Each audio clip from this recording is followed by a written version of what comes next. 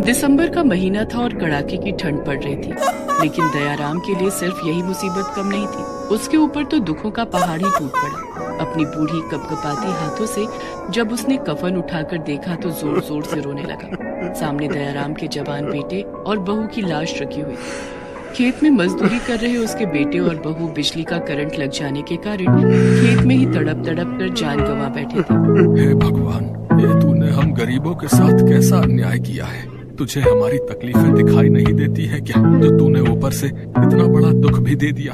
अब मैं इन बच्चियों को अकेला कैसे पालूंगा। दयाराम की 3 पोतियां थी, जिनमें से बड़ी पोती सोनी 6 साल की और मझली पोती मोनी 5 साल की थी और सबसे छोटी पोती चुनमुन तो अभी 6 महीने की थी। दूधमुही चुनमुन को तो पता भी नहीं था कि उसके माता पिता लौट कर कभी नहीं आएंगे। बेटे और बहू की मौत के बाद तीनों पोतियों की जिम्मेदारी दयाराम पर ही आ गई थी। सहारे के नाम पर दयाराम के पास एक गाय थी जिसका नाम यमुना था। दयाराम यमुना का दूध बेचकर अपना और अपनी तीनों पोतियों का गुजारा किसी तरह से चला पा रहा था। एक दिन दयाराम के पास साहूकार का आदमी आया। अरे दयाराम, मेरे बेटे ने साहूकार से कर्जा लिया था। मेरा बेटा नहीं रहा तो अब साहूकार का कर्जा नहीं चुकाएगा क्या? कर्जा? कौन सा कर्जा? मुझे तो कर्जे के बारे में कुछ भी नहीं पता। पता कैसे चलेगा? पैसे जो देने पड़ेंगे। मेरे बेटे ने ये घर बनवाने के लिए 10,000 रुपए लिए थे। मेरे पास तो अभी इतने पैसे नहीं है। साहूकार जी से कहना कि थोड़े दिन और रुक जाए, मैं धीरे धीरे करके उनका कर्जा चुका दूंगा। दयाराम के कहने पर साहूकार का आदमी वहाँ से चला गया। दयाराम के पास रहने के लिए एक कमरे का पक्का मकान था, जिसमें वो अपनी तीनों पोतियों के साथ रहता था। धीरे धीरे 1 महीना और गुजर गया। जनवरी का महीना आ चुका था। दिन रात बर्फीली हवा चल रही थी। सूरज ने अपना चेहरा दिखाना भी बंद कर दिया था। एक दिन साहूकार खुद दयाराम के घर आ धमका। अरे दयाराम, 1 महीना और गुजर गया, लेकिन तूने अभी तक मेरे पैसे नहीं दिए। तुम लोगों के साथ थोड़ी नरमी क्या दिखा दी? तुम लोग सर पर चढ़ जाते हो। ला, मेरे पैसे निकाल, पूरे 10,000 रुपए। बेचारा दयाराम साहूकार के आगे हाथ पैर जोड़कर गिड़गिड़ाने लगा। मालिक, आप तो जानते ही हैं कि बेटे और बहू के जाने के बाद तीनों पोतियों की जिम्मेदारी मेरे बूढ़े कंधों पर आ गई है। दूध बेचकर भी 2 वक्त की रोटी का जुगाड़ नहीं हो पा रहा है। सर्दियाँ गुजर जाने दो मालिक, मैं आपकी एक एक पाई चुका दूंगा। क्यों? सर्दियाँ बीत जाने के बाद तेरी लॉटरी लग जाएगी क्या? है? मुझे मेरे पैसे अभी चाहिए, नहीं तो तुझे अपना ये घर छोड़ना पड़ेगा। दयाराम रोते हुए साहूकार से बोला, ऐसा मत कीजिए मालिक, मैं अपनी छोटी छोटी पोतियों को लेकर कहाँ जाऊँगा? इतनी ठंड पड़ रही है, मैं कहाँ सर छिपाऊंगा? लेकिन साहूकार पर तो दयाराम की बातों का जैसे कोई असर ही नहीं हो रहा था। उसने अपने आदमियों से कहकर दयाराम के घर से उसका सारा सामान बाहर फेंकवा दिया और उसकी तीनों पोतियों को घर से बाहर निकाल दिया। सोनी और मोनी अपनी दुधमुही बहन चुनमुन को गोद में लेकर सड़क पर आ गए और साहूकार ने दयाराम के घर पर अपना ताला लगा दिया। दादाजी, मुझे बहुत ठंड लग रही है। साहूकार जी ने हमें घर से बाहर क्यों निकाल दिया? क्या हम अब अपने घर में कभी नहीं जा सकेंगे? ऊपर वाले, अब मैं इस दूध मुही बच्ची की कैसे रक्षा करूं? इतनी ठंड में कहीं इसकी तबीयत ना खराब हो जाए। तू बहुत निर्दयी है भगवान, हम गरीबों की तो कभी नहीं सुनता। तभी दयाराम की सबसे बड़ी पोती सोनी ने कहा, दादाजी, साहूकार जी ने हमसे हमारा घर छीन लिया तो क्या हुआ? हम लोग मिलकर अपना घर बनाएंगे। अपना घर? सोनी बेटा, अपना घर बनाने के लिए हमारे पास पैसे नहीं है। दादाजी, हमें पैसों की जरूरत भी नहीं पड़ेगी। हम सब मिलकर फूस और बांस से अपना घर बना लेंगे। ठीक है सोनी बेटा, अब कुछ ना कुछ तो करना ही पड़ेगा ना। दयाराम और सोनी मिलकर पूरे गांव में घूम घूम कर फूस और बांस इकट्ठा करने लगते हैं। जब उनके पास काफी सारे फूस, टूटे बांस और टूटी फूटी लकड़ियां इकट्ठी हो गई, तो गांव के बाहर उन्होंने अपने लिए घर बनाना शुरू कर दिया। इस बीच सभी बारी बारी से चुनमुन का ख्याल रखते। कुछ देर की मेहनत के बाद उनका फूस का घर तैयार हो गया था। चारों उस घर में रहने के लिए चले गए और अपनी गाय यमुना को अपनी फूस की टूटी फूटी झोपड़ी के बाहर बांध दिया। रात में खाना खाकर जब चारों सोने लगे, तब मोनी ठंड के मारे रोने लगी। मत रो मोनी बेटा, कुछ ही दिनों की बात है। ये ठंड का मौसम तो गुजर ही जाएगा। लेकिन दादाजी, हमारी झोपड़ी में तो बहुत ज्यादा ठंड है। बाहर की ठंडी हवा झोपड़ी के अंदर आ रही है। मुझे ऐसा लग रहा है कि ठंड के मारे मेरी जान ही चली जाएगी। दरअसल फूस की झोपड़ी होने के कारण झोपड़ी में जगह जगह पर छेद थे, जिससे होकर बर्फीली हवा झोपड़ी के अंदर आ रही थी। तभी सोनी ने मोनी से कहा, मोनी, बस आज रात की बात है, आज रात किसी तरह से सो इंतजाम करेंगे। इसी तरह से चारों ने रात गुजारी। अगली सुबह, दादाजी, हमारी यमुना जो गोबर देती है ना, वो हमारे बड़े काम की है। उस गोबर से हम अपनी फूस की झोपड़ी को चारों तरफ से ढक देंगे और हम अपने घर को गोबर का घर बना देंगे, जिससे बर्फीली हवा हमारे घर के अंदर नहीं आएगी। और सोनी ने अपनी गाय यमुना के गोबर को इकट्ठा करना शुरू किया। उसने गोबर में थोड़ी सी मिट्टी और थोड़ा पानी मिलाकर उसका गाढ़ा घोल तैयार कर लिया और अपने नन्हे हाथों से अपनी फूस के घर पर गोबर से बना लेप लगाने लगी। सोनी के इस काम में दयाराम और मोनी भी उसकी मदद करने लगे। लेकिन सोनी दीदी, यमुना का गोबर तो बहुत थोड़ा सा है, हमारी पूरी झोपड़ी के लिए गोबर का लेप कम पड़ जाएगा। मोनी, हम गांव में घूम घूम कर गोबर इकट्ठा कर लेंगे। कई जगहों पर और सड़कों पर गाय की गोबर पड़ी होती है, वो गोबर हमारे बहुत काम आएगी। इस काम में तुम भी मेरी मदद कर सकती हो। और दोनों बहनें एक एक टोकरी उठाकर गोबर की तलाश में निकल पड़ती हैं। उन दोनों ने पूरे गांव में घूम घूम कर सड़कों पर पड़े गोबर को अपनी टोकरी में इकट्ठा कर लिया और उसे लेकर घर आ गई। दादाजी, अब हमारे पास बहुत सारा गोबर इकट्ठा हो गया है। इस गोबर से हमारा गोबर घर बनकर तैयार हो जाएगा। जुग जुग जियो मेरी बच्चियों, तुम दोनों ने आज बहुत मेहनत और बुद्धिमानी का काम किया है। तुम्हारी वजह से हम सभी ठंड से बच पाएंगे। दादाजी, हम सभी मिलकर आज ही अपने घर को गोबर का बना देंगे। सोनी ने सभी गोबर में थोड़ी मिट्टी और थोड़ा पानी मिलाकर उसका गाढ़ा घोल तैयार कर लिया। तीनों मिलकर अपने घर के बाहर दीवार पर गोबर का लेप लगाने लगे। शाम तक उन तीनों ने पूरे घर में गोबर का लेप लगाकर तैयार कर लिया था और इस तरह दयाराम का गोबर का घर बनकर तैयार था। वे सभी अपने गोबर के घर को देखकर बहुत खुश थे। रात में सभी ने मिलकर खाना खाया और सोने लगे। दीदी, गोबर का लेप लगाने के बाद अब हमारा घर कितना गर्म हो गया है ना। अब घर के अंदर ठंडी हवा भी नहीं आ रही है। ये सब सोनी के दिमाग का कमाल है। नहीं दादाजी, ये सब हमारी यमुना के कारण हो सका है। अगर यमुना हमारे साथ नहीं होती तो शायद मैं गोबर का घर बनाने के बारे में नहीं सोच पाती। यमुना के गोबर के कारण ही हम सब गोबर घर में रह रहे हैं। क्यों ना हम यमुना को भी अपने गोबर घर के अंदर ले आएं? बेचारी यमुना को बाहर ठंड लग रही होगी।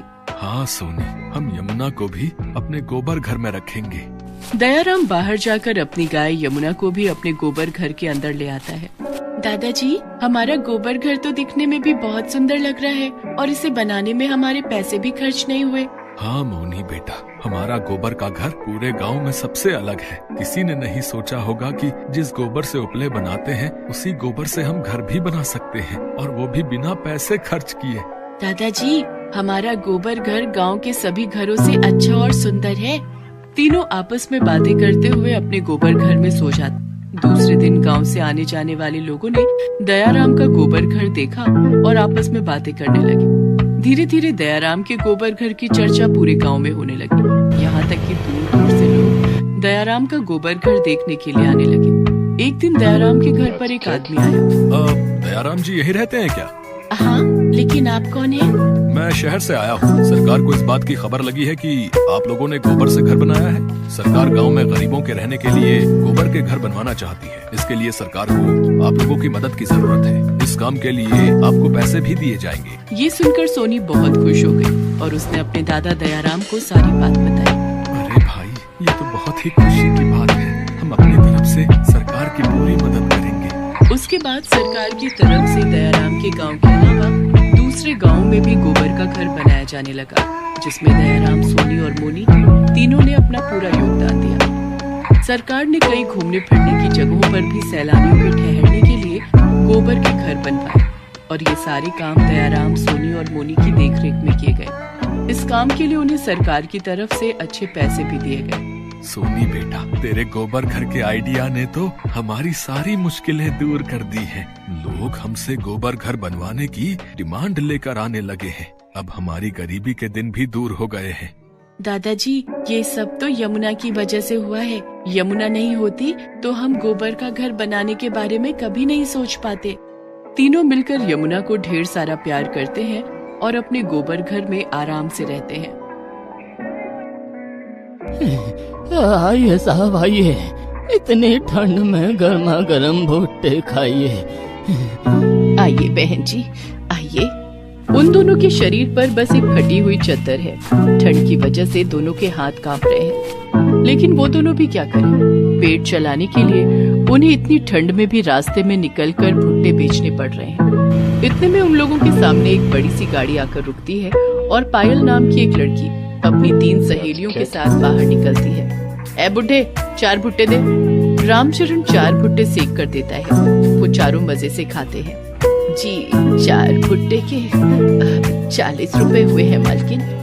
क्या हमसे पैसे मांग रहा है? तुझे पता भी है कि मैं कौन हूँ? पायल बहुत गुस्सा हो जाती है। रामचरण कहता है, आप बहुत अमीर हो, हम गरीब हैं और ये तो हमारा हक का पैसा है। हमें पैसा दे दीजिए, नहीं तो आज हमें भूखा सोना पड़ेगा। तेरी हिम्मत कैसे हुई मुझसे ऐसे बात करने की? गरीब भिखारी कहीं के, नाली के कीड़े। तेरी चद्दर से तो घटिया बू आ रही है और तू मेरे साथ जबान लड़ा रहा है। हाँ बुड्ढे, तुम लोगों की औकात तो पायल के नौकर बनने की भी नहीं है। रुक जाओ तुम दोनों, मेरे पापा बहुत बड़े पुलिस ऑफिसर हैं। मैं अभी उनसे तुम दोनों की शिकायत करती हूँ। पायल और उसकी सहेलियां गाड़ी में बैठकर चली जाती हैं। तुलसी और रामचरण 40 रुपए न मिलने का शोक मनाने लगते हैं और कुछ ही देर बाद एक पुलिस की गाड़ी आती है और उसके अंदर से एक ऑफिसर बाहर निकलते हैं। मेरी बेटी के साथ तुम दोनों ने बदतमीजी की है। आज से तुम लोग यहाँ ठेला नहीं लगा सकते। चलो। ये बोलकर पायल के पिता राघवेंद्र सब कुछ तोड़ फोड़ कर देते हैं और वहाँ से चले जाते हैं। रामचरण और तुलसी सब कुछ खोकर रोने लगते हैं। हे भगवान, हमारे पास पेट चलाने का केवल एक ही जरिया था, आज वो भी नहीं रहा। हम जैसे गरीबों को कितना कुछ सहना पड़ता है। गरीब होना इस दुनिया में एक पाप है, पाप। वो दोनों रोते रहे और फिर घर की ओर चल दिए। उनका घर छोटा और टूटा हुआ है, दीवारों में छेद है और घर की छत भी टूटी हुई है, इसीलिए उन छेदों से बहुत तेज ठंडी हवा घर के अंदर घुसती है। घर लौटकर उन दोनों ने खाना खाया और सो गए, लेकिन रात को बहुत तेज ठंड के कारण वो दोनों कांपने लगे। हमारे पास तो एक ढंग का कंबल भी नहीं है, हम दोनों बूढ़े हो चुके हैं। ऐसे कैसे बिताएंगे इस सर्दी को? चिंता मत करो तुलसी, इस दुनिया में अभी भी बहुत भले लोग हैं, वो लोग हमारी मदद जरूर करेंगे। अगले दिन रामचरण अपना फटा हुआ चद्दर ओढ़कर काम की खोज में निकल पड़ता है। इधर उधर भटकने के बाद वो एक बड़े से बंगलों का दरवाजा खटखटाता है। कोई घर पर है? कोई है? कुछ देर बाद दरवाजा खुलता है, लेकिन रामचरण चौंक जाता है क्योंकि दरवाजा खोलने वाली और कोई नहीं, कल वाली लड़की पायल है। ये उसी का घर है। अरे बुड्ढे, तुझे अभी तक शिक्षा नहीं मिली ना? मालकिन, मैं काम ढूंढने आया हूँ, आपके घर पर अगर कोई काम हो तो बताइए। पायल के दिमाग में एक आइडिया आता है रामचरण को सताने का। 1000 रुपए देने का वादा करके वो रामचरण को घर के अंदर बुलाती है और घर का सारा काम करवाती है। रामचरण ठंडी से थरथराते हुए सारा काम करता है और फिर पैसे मांगता है। पैसे? हाँ, उधर जाके बैठ, मैं देती हूँ। रामचरण कमरे के कोने में जाकर बैठता है। पायल एक बाल्टी भरकर बर्फ लाती है और रामचरण के ऊपर अचानक से डाल देती है। अरे बाप रे, ये क्या? बर्फ! अरे बाप रे, कितना ठंडा बर्फ है। रामचरण ठंड के मारे तड़पता रहता है और ये देखकर पायल हंसने लग जाती है। अब आया ना मजा। रामचरण कांपते हुए घर से निकल जाता है और दौड़ने लगता है। दौड़ते दौड़ते वो भगवान को बुलाता है। हे भगवान, मेरे साथ ये क्या हो रहा है? लगता है इतनी सर्दी के मौसम में मैं जिंदा नहीं रह पाऊंगा। कुछ देर चलने के बाद वो देखता है कि एक कुत्ता रास्ते में ठंड के मारे मरने की कगार पर है और कुछ शरारती बच्चे उस कुत्ते को पत्थर मारकर तंग कर रहे हैं। ये क्या कर रहे हो तुम लोग? उसे छोड़ दो, तुम लोग भागो यहाँ से, भागो। वो बच्चे भाग जाते हैं। रामचरण को कुत्ते से बहुत लगाव है, इसीलिए वो अपनी चादर उतार कर उस कुत्ते पर उठा देता है। वो कुत्ता अपनी दुम हिलाकर प्यार जताता है और रामचरण ठंड के कारण आधा मरा हुआ घर लौटता है। रात को उसे बुखार आता है। तुलसी, लगता है आज मेरा आखिरी दिन है। ऐसी ठंड पहले कभी नहीं लगी।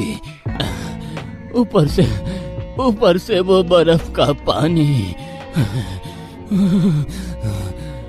ऐसा मत बोलिए जी, आपको कुछ नहीं होगा, भगवान है ना। इतने में जोर से तूफान आता है। इस सर्दी के मौसम में ऐसा तूफान आना बड़ा भयानक है। रामचरण का घर वैसे ही टूटा हुआ था। तूफान के कारण घर टूटकर बिखर जाता है। रामचरण और तुलसी रास्ते पर आ जाते हैं। हे भगवान, बस इसी का इंतजार था। अब तो हमारे बचने का कोई उपाय ही नहीं है। अब दोनों को रास्ते पर मरना होगा। रामचरण का बुखार बढ़ता ही जाता है। तुलसी उसे लेकर अस्पताल पहुंचती है। डॉक्टर साहब, देखिए ना, इनकी हालत बहुत खराब है, कुछ कीजिए ना। लेकिन तभी वहाँ पर पायल के पिता राघवेंद्र आ जाते हैं और कहते हैं, तुम दोनों वही हो ना जिन्होंने मेरी बेटी के साथ बदतमीजी की थी? नहीं साहब, हमने कोई बदतमीजी नहीं की। हमने तो बस मालकिन से भुट्टे के पैसे मांगे थे। वही बदतमीजी है। ये मेरा अस्पताल है, तुम लोगों के लिए यहाँ कोई जगह नहीं है, निकलो यहाँ से। राघवेंद्र दोनों को भगा देता है। दोनों फुटपाथ पर बैठ जाते हैं और मौत का इंतजार करने लगते हैं। सुनिए जी, अगर अगला जन्म जैसा कुछ होता है तो मैं भगवान से प्रार्थना करूंगी कि मुझे किसी अमीर का कुत्ता बनाए। हाँ तुलसी, कम से कम समय पे खाना तो मिलेगा। हम तो इस जन्म में कुत्ते की मौत मरने वाले हैं। ठंड से हाथ पैर जम गए हैं, बुखार सर पर चढ़ा हुआ है और भूख से पेट में चूहे दौड़ रहे हैं। दोनों जीने की आशा त्याग देते हैं। तभी वहाँ पर वो कुत्ता आता है जिसे रामचरण ने अपनी चादर दी थी। वो कुत्ता रामचरण के पास आता है और अपनी दुम हिलाता रहता है। रामचरण उसके सिर पर हाथ फेरते हुए कहता है, तेरा अच्छा है बेटा, ना कोई चिंता, ना किसी की परवाह। काश हम भी तेरे जैसे बन पाते। वो कुत्ता तुरंत दौड़कर जाता है और कहीं से 2 रोटी और 1 दवाई लाकर रामचरण के हाथ में रख देता है। रामचरण और तुलसी की आंखों में आंसू आ जाते हैं। देखिए जी, आजकल इंसानों से ज्यादा कुत्तों में इंसानियत है। दोनों एक एक करके रोटी खाते हैं और उसके बाद रामचरण दवाई खा लेता है। दवाई लेने के बाद वो थोड़ा बेहतर महसूस करता है। तभी कुछ दूर एक जोरदार धमाका होता है। वो दोनों देखते हैं कि एक गाड़ी में आग लग गई है। असल में उस गाड़ी में पायल बैठी हुई है। ज्यादा ठंड की वजह से उसकी गाड़ी का साइलेंसर जाम हो गया है और गाड़ी में ब्लास्ट हो गया है। गाड़ी के अंदर से पायल चिल्लाने लगती है, बचाओ बचाओ, मुझे बचाओ। ये देखकर रामचरण खुद की जान की परवाह ना करते हुए दौड़कर गाड़ी के पास जाता है और जलती हुई गाड़ी का दरवाजा खोलकर पायल को निकालता है। पायल बेहोश हो जाती है। रामचरण पायल को कंधे में उठाकर अस्पताल ले जाता है। ये वही राघवेंद्र का अस्पताल है जहाँ से रामचरण को निकाल दिया गया था। अस्पताल में पायल को भर्ती कर लिया जाता है और उसका ट्रीटमेंट किया जाता है। पायल को होश आता है। 2 दिन के ट्रीटमेंट के बाद पायल पूरी तरह से ठीक हो जाती है। इन 2 दिनों में रामचरण और तुलसी बाहर ही बैठे हुए थे।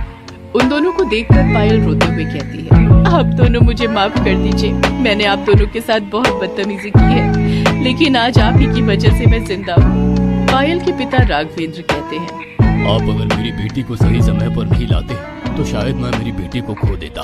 आपका बहुत बहुत धन्यवाद। इसमें धन्यवाद की क्या बात है साहब, एक इंसान के तौर पर ये तो मेरा कर्तव्य था।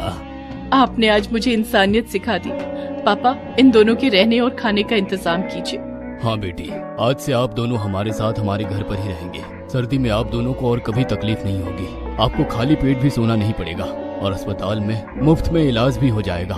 राघवेंद्र के बंगले में दोनों को रहने के लिए एक अच्छा कमरा दिया जाता है। इसके बाद से दोनों को ठंड कभी सता नहीं पाई। वो कहते हैं ना, जो दूसरों की मदद करते हैं भगवान उनकी मदद करते हैं। इसके बाद से दोनों आराम से बाकी की जिंदगी बिता देते हैं।